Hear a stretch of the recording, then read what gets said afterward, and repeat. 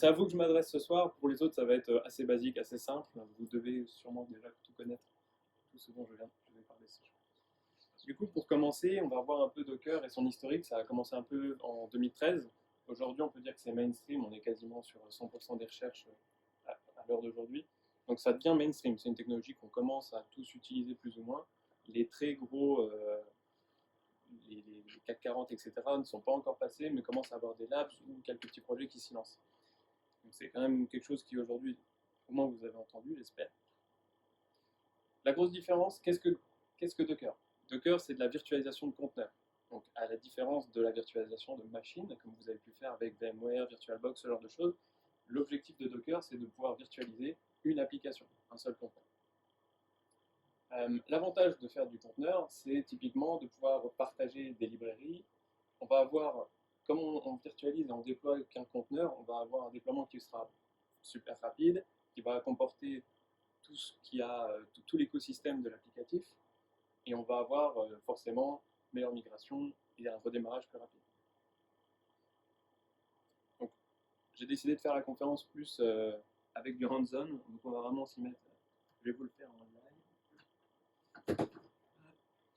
Donc, on va lancer notre premier conteneur, qui doit traîner dans mes commandes. Voilà. J'en ai juste vite fait sur la diapo. Donc, qu'est-ce qui se passe? Docker run. Donc, Docker, quand tu sers de Docker, forcément, Docker run pour dire lance un conteneur, -it interactive TTY, c'est ce qui nous permet d'avoir un shell et de pouvoir interagir avec le conteneur qu'on lance directement depuis la console. -rm, c'est à ne pas oublier quand vous faites vos tests, parce que quand vous allez démarrer votre conteneur Docker, si vous allez l'arrêter, il sera toujours vivant. Donc il va falloir le supprimer à la main. Si vous mettez -rm, ça va vous permettre que quand vous arrêtez le conteneur, il va se supprimer automatiquement. Je vous montrerai après, il chope un nom aléatoire, donc c'est chiant.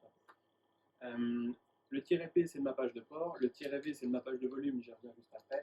Et en bleu, ici, ça va être le nom de l'image.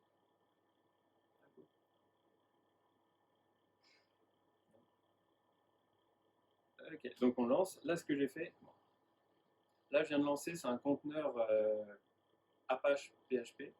Donc du coup, ça va avoir Apache pour l'applicatif qui va tourner dans le conteneur. Ce qui est bien important de comprendre, c'est que le but d'un conteneur, c'est de lancer une et une seule application.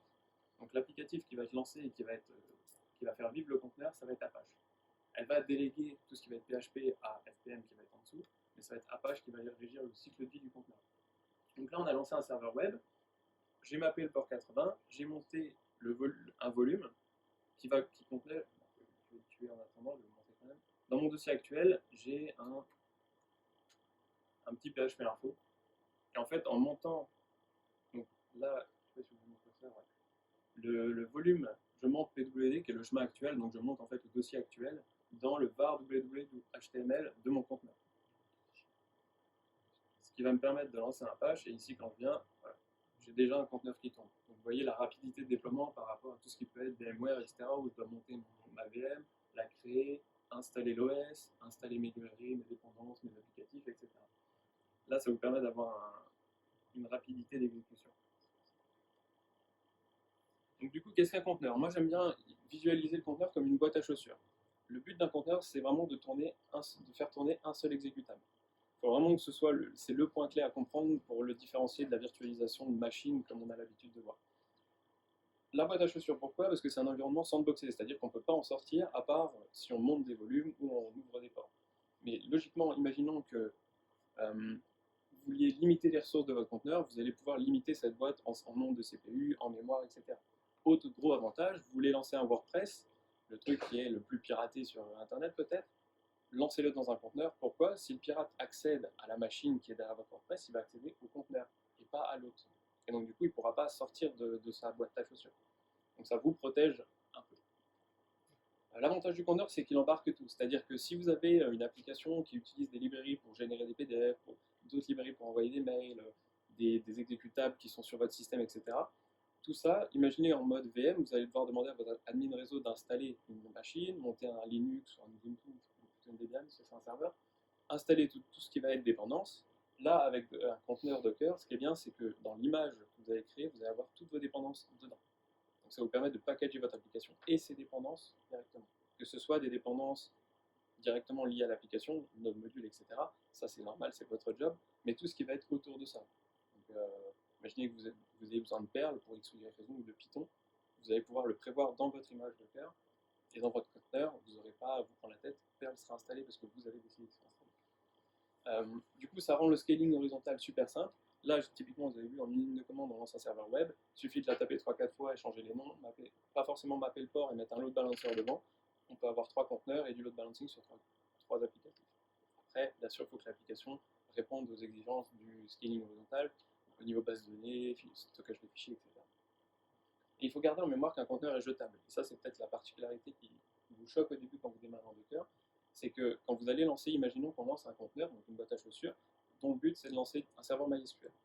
On va monter un volume qui va stocker les données, donc nos bases de données. Mais l'objectif c'est que le conteneur,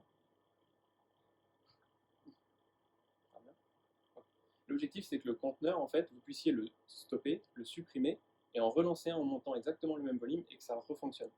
Le conteneur en lui-même, c'est jetable. Donc les volumes, on peut voir ça un peu comme des clés USB un peu particulières parce que votre boîte à chaussures, on va pouvoir faire des points de montage dessus. Si vous avez fait du Linux, les points de montage, ça devrait vous parler. Donc on va pouvoir monter des volumes soit locaux, soit spécifiques en ligne ou ce genre de choses avec des drivers dans votre conteneur. Donc typiquement, ça veut dire quoi? Ça veut dire mon dossier sur mon OS, donc là sur mon Mac, je vais le partager avec mon conteneur. C'est exactement ce que je viens de faire avec le -v, PWD, le chemin que j'ai donné dans le conteneur. Alors, ça se fait généralement si vous débutez en Docker, vous allez forcément faire du volume local. On peut aussi faire du volume en ligne avec AWS, avec certains drivers assez spécifiques. Bon, après, vous allez avoir le défaut de la latence, parce que forcément, si vous allez accéder à des fichiers, ben, il y aura une connexion Internet, et l'aller-retour va coûter du temps. Mais en règle générale, ce qu'on préconise dans Docker, c'est de ne pas du tout faire de volume. Parce que quand vous faites du Docker, vous essayez d'avoir des architectures qui ressemblent plus à des microservices, où tout est un service. C'est-à-dire que vous avez un fichier de configuration? Non, c'est un serveur de configuration. Vous stockez des fichiers à côté de votre applicatif? Non, c'est un serveur de fichiers, ou c'est AWS, ou etc. Donc en général, on vous dira évitez les volumes. Si vous voulez rendre au maximum scalable votre application, moins de volume, plus c'est simple. Et du coup, ces volumes, on peut les partager. C'est-à-dire que là, je vous ai montré un conteneur qui va héberger un Apache, avec un volume de montée, avec par exemple mes fichiers index.php, etc. Dans la philosophie Docker, imaginez que vous ayez besoin d'un accès FTP aux fichiers PHP pour faire des petites modifs, etc. Dans la philosophie Docker, on va monter un deuxième conteneur qui va être le serveur FTP, qui va avoir le volume partagé entre les deux. C'est la grosse différence. Avec une VM, on réinstallerait juste l'applicatif en plus sur la VM. Là, on va vraiment lancer un deuxième conteneur. Vous voulez un accès SSH, un troisième conteneur.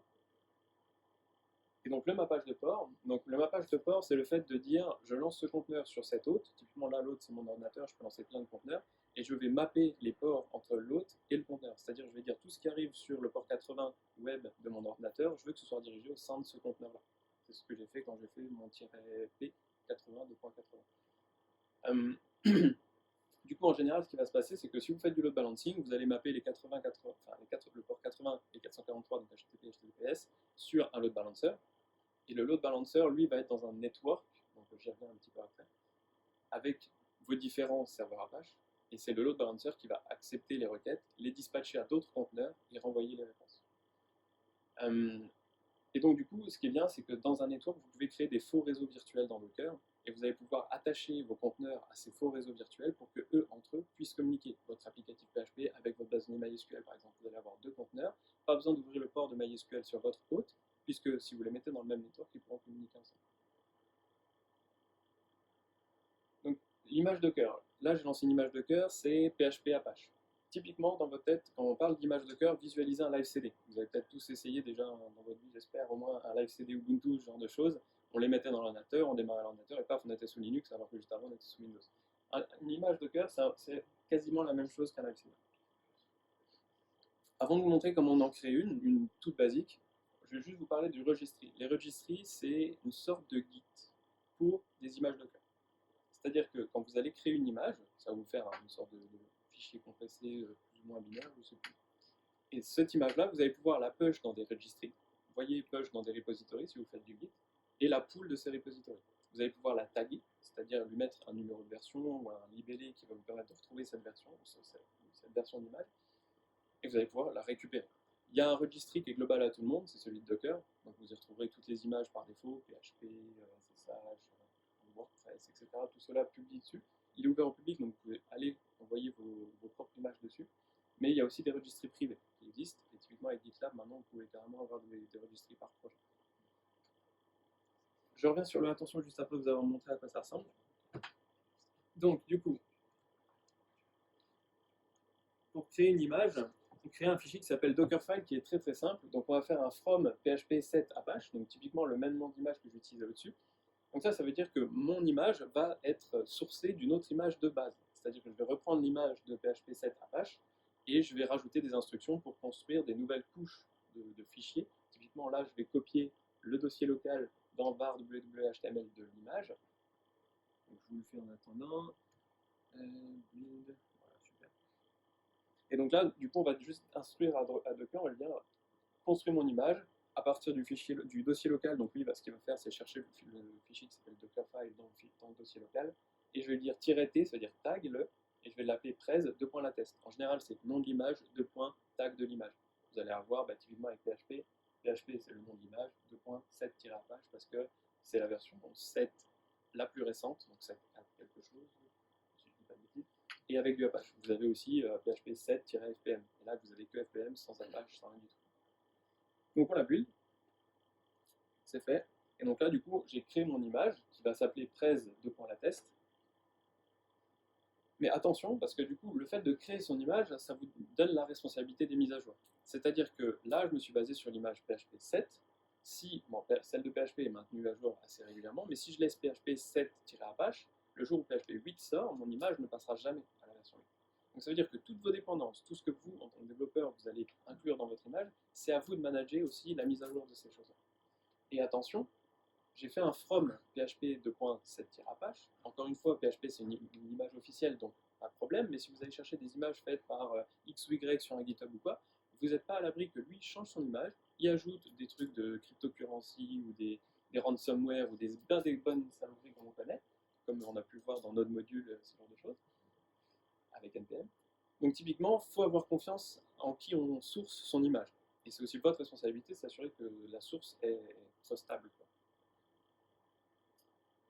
Du coup, je vous donne quelques exemples d'architecture qu'on peut faire avec Docker. Une des plus basiques, et encore, elle pourrait être plus simple, mais je n'ai trouvé que ce schéma-là. Donc typiquement, là, on va avoir un hôte qui va posséder 3 conteneurs. Un conteneur Apache, dans lequel on va binder les ports 84-143. Donc c'est-à-dire que ça va être celui qui reçoit toutes les requêtes. Sauf qu'on ne va pas mettre PHP avec. Là, à la différence de ce que là j'ai lancé, moi j'avais un conteneur qui avait les deux en même temps. Là, on va carrément lancer un conteneur PHP FPM. Donc Apache, dès qu'il va recevoir une requête, il va voir que le fichier en PHP, il va l'envoyer à FPM. Donc l'autre conteneur ici, sur le port 9000, va récupérer la requête d'Apache, traiter le fichier PHP, l'exécuter, potentiellement, s'il y a de la connexion à la base de données, se connecter au conteneur MariaDB, pour ensuite répondre au conteneur Apache qui lui va répondre au navigateur. Donc ça, c'est une des architectures basiques, sachant que ces deux conteneurs-là, on peut les mettre en œuvre. Bon, un peu plus compliqué. Donc là, il y a du rancher autour, j'y reviendrai à la fin, je vous en parle 2 mots à la fin de la phrase, mais on va avoir HAProxy, qui est un load balancer, qui lui va accepter toutes les requêtes des utilisateurs. Là, typiquement, on a un conteneur de cron job, etc. Tout ce qui va être, je sais pas, facture début de mois, etc. On veut les faire tourner à part. On peut faire un conteneur spécifiquement pour ça.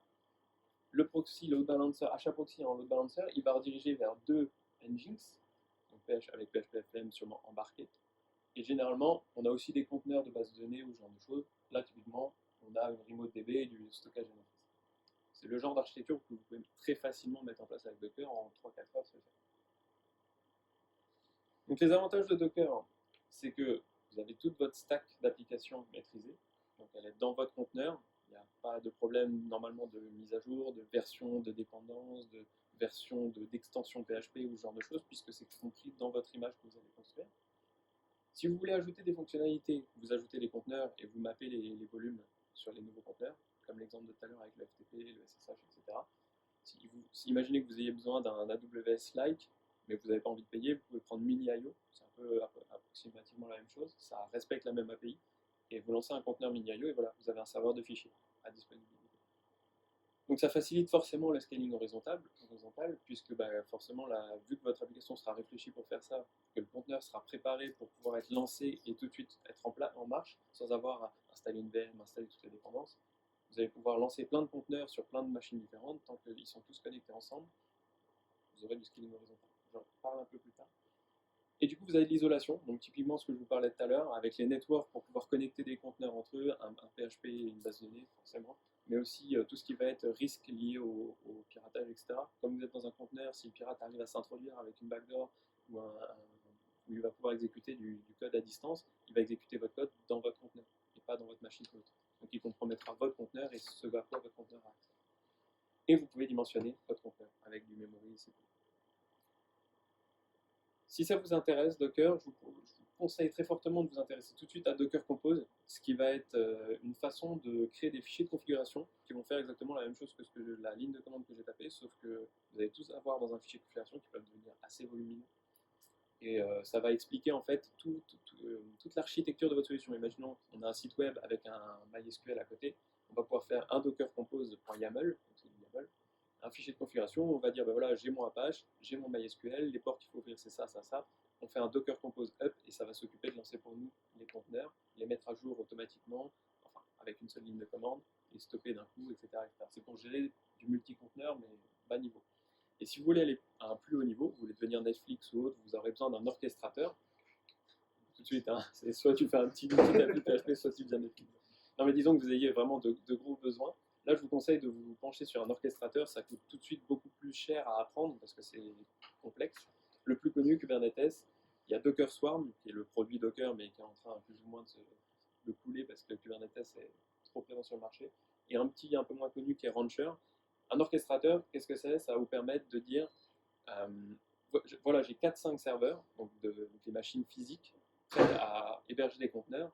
Vous allez ajouter un orchestrateur. L'orchestrateur, vous allez référencer ces 5 machines et vous allez lui dire, ben, lance-moi mon appli 50 fois, et c'est lui qui va s'occuper de créer les conteneurs sur n'importe quelle machine, les relier tous sur une sorte de VPN, réseau intra-machine, pour qu'ils puissent communiquer entre eux, qu'ils aient accès à la base de données, etc.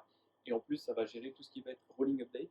Si vous ne savez pas ce que c'est que le rolling update, c'est imaginez vous avez une mise à jour de votre application qui est disponible, il va être automatiquement capable de dire bon ben j'ai 3 conteneurs, je vais éteindre le premier, je vais tenter de faire la mise à jour. Si elle s'est bien passée, je le remets en ligne, je le reconnecte au proxy, au load balancer, j'éteins le deuxième, je mets à jour, j'éteins le troisième, je mets à jour, et petit à petit, tous vos conteneurs vont se mettre à jour, sans que ce soit visible pour le client. Il y a zéro downtime à condition que votre application reste fonctionnelle, peu importe le conteneur. Il y a plein de conditions derrière, mais c'est la logique. Et le gros intérêt de l'orchestrateur, c'est un peu la magie que ça vous provide et que ça vous permet de faire, c'est que vraiment, si vous avez votre applicatif PHP, il y a vraiment dans l'interface un petit bouton plus, et vous faites plus, plus, plus, et boum, vous allez lancer 4 conteneurs PHP en plus. L'objectif, c'est de simplifier énormément le déploiement et le scaling horizontal. Docker, c'est super sympa. Il y a eu des petits, je ne sais pas si vous avez entendu parler, comme quoi ils ne trouvaient pas leur business model, etc. Il y a des alternatives à Docker. Il y a, typiquement, je ne l'ai pas noté là, mais j'ai relu un truc sur OpenShift, qui est une sorte d'équivalent Docker, mais de Red Hat, qui commence à monter parce que Kubernetes le privilégie, entre guillemets. Vous avez aussi RKT ou LXC, qui sont des technologies soit du même niveau que Docker, pour LXC un peu plus bas niveau. J'ai pas beaucoup d'expérience dans le sujet, mais en gros, vos conteneurs, quand ils sont lancés, ils sont isolés et sandboxés par l'OS, en général Linux, qui fournit des API aux conteneurs pour pouvoir les exécuter. Et donc LXC, c'est typiquement un truc un peu plus bas niveau. C'est en fait Docker, c'est l'interface graphique entre guillemets pour LXC. Parce que LXC, c'est vieux quand même, ça existe depuis longtemps. Et normalement, c'est toujours ce qui est en dessous, il me semble. Là, on arrive aux limites de ma connaissance. Voilà, si vous avez des questions, n'hésitez pas.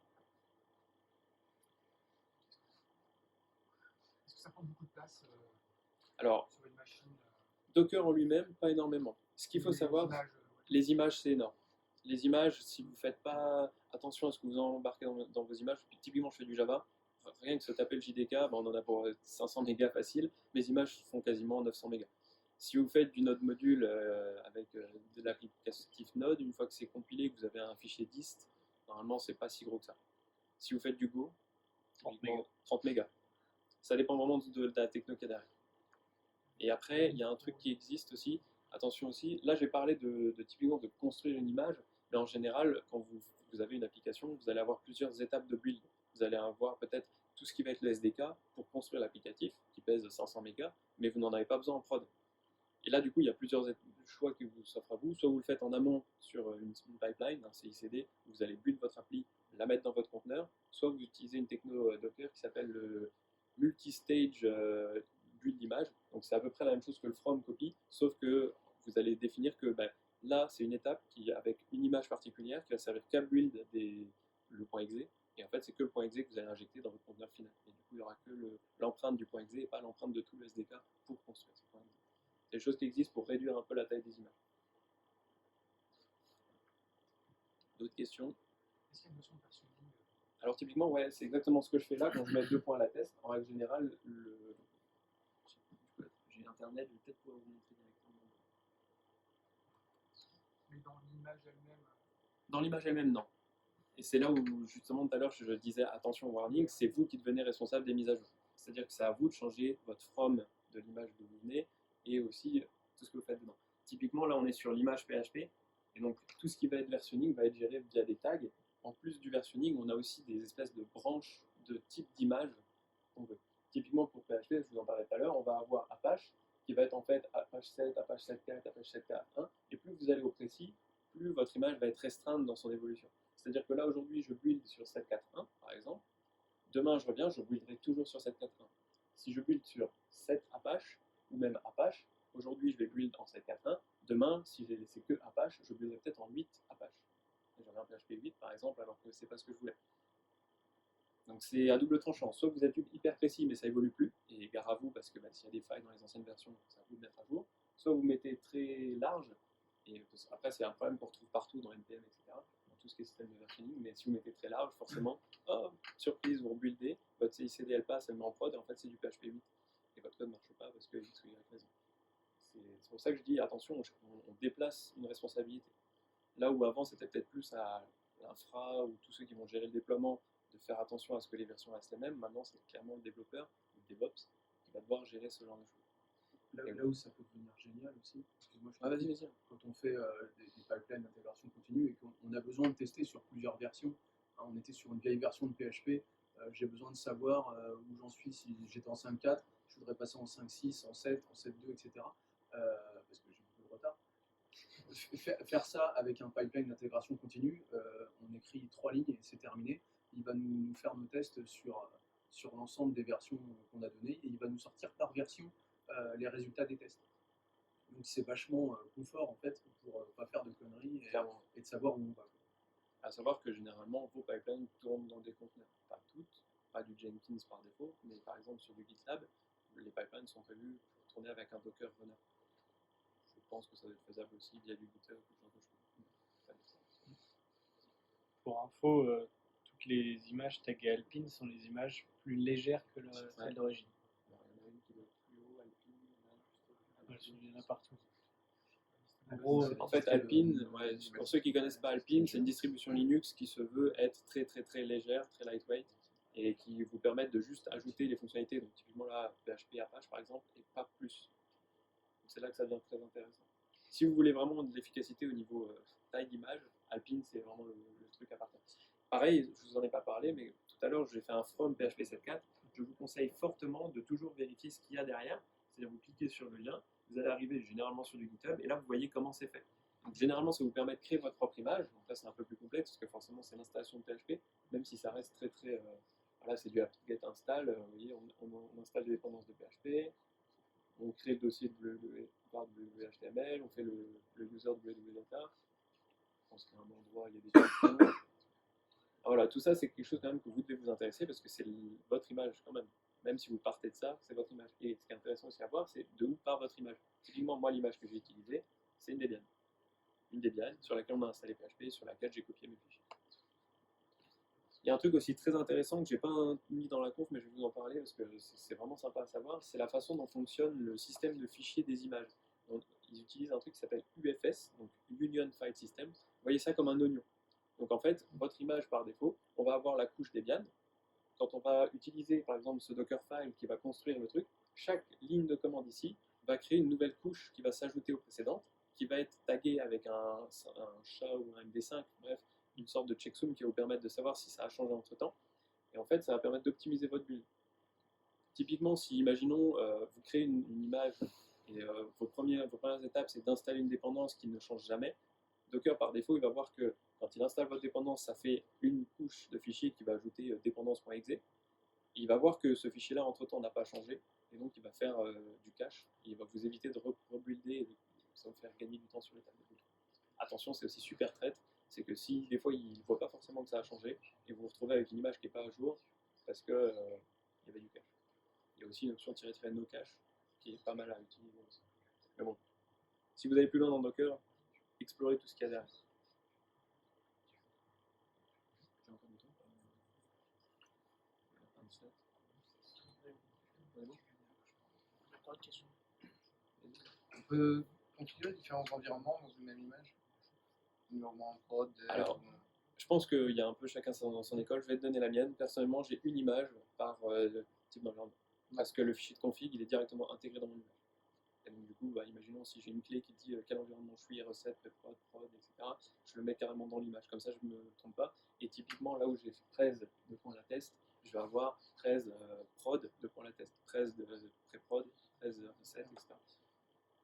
Après, je vais décider de faire comme ça. Si tu as un serveur de configuration ou que c'est qu'un fichier de configuration qui définit ton environnement, rien ne t'empêche d'avoir une image générique. Et justement, quand tu la lances, en fonction du volume que tu vas monter, et donc le fichier de configuration que tu vas monter, ça va faire un environnement différent.